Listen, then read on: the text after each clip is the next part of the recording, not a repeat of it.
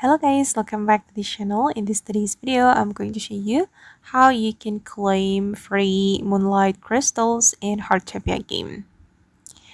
Okay, let's get into it guys. You're going to open up this menu, the event menu, and then you're going to go to the guild sign in. And basically, you just need to sign in daily and then you will be able to claim your rewards. Okay, for day 1, I got 10 Moonlight Crystals. And for day 2, I got Crafty Repair Kit. And again, for day 3, I got Moonlight Crystal. And then for day 4, it's still coming soon. And on the weekend, you will be able to get the Moonlight Crystals, claimable on weekends. As you can see, reset every Monday at 6.